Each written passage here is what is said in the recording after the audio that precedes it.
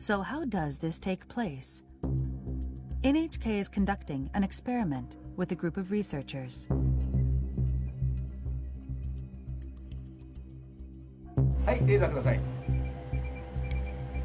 The team will track particles in the air using laser beams and a high-sensitivity camera. This technology allows us to detect droplets as small as 0.1 micrometers wide. The experiment starts. First, sneezing.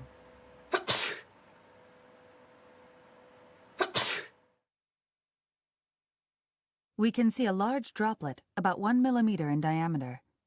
It quickly falls. But let's look through the high-sensitivity camera.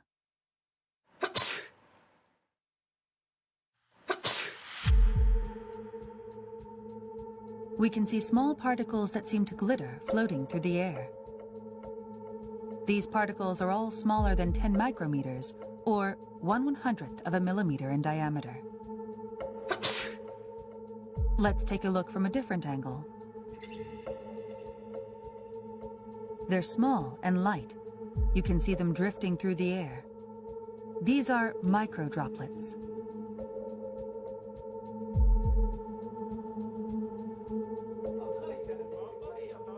We're learning that sneezing isn't the only source of these droplets.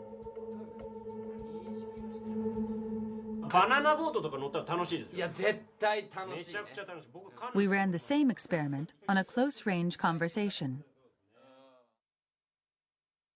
People generate a lot of microdroplets when they talk loudly.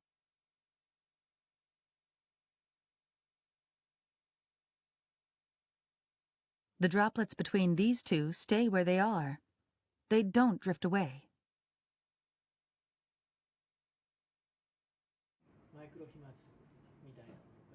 It's not yet known what volume of microdroplets leads to infection. But Tateda says we can't rule out the possibility that microdroplets have spread the virus to some extent. そのマイクロ飛沫、小さな粒子の中にもたくさんのですね、生きたウイルスがいて、大きな声での会話、あるいは激しい息遣い、そういった中でですね、このマイクロ飛沫ができて、それが近くの人、その人が吸い込むことによって感染が広がる、そういったリスクが見えてきたものと思います。The risk of infection through microdroplets becomes even greater in a closed space with poor ventilation.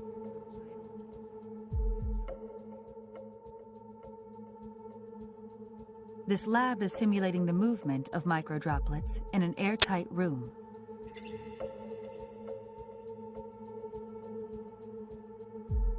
About 10 people in an enclosed space the size of a classroom. A person coughs once and spreads about 100,000 droplets.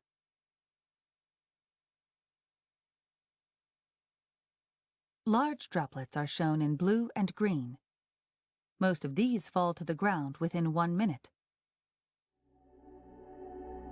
But the microdroplets, shown in red, continue to drift.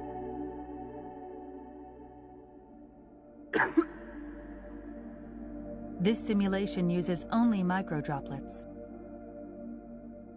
5 minutes later, 10 minutes later,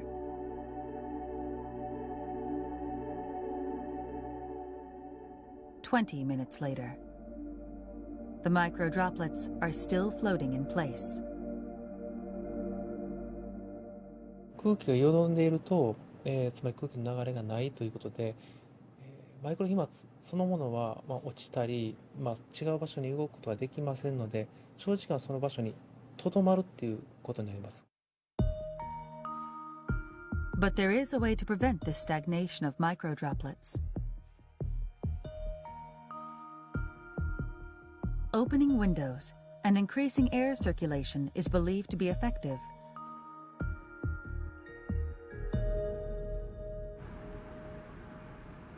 When you open a window,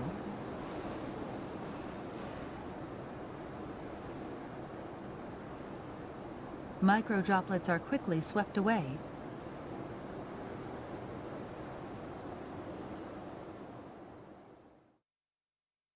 They're very small and light, so any airflow will get rid of them.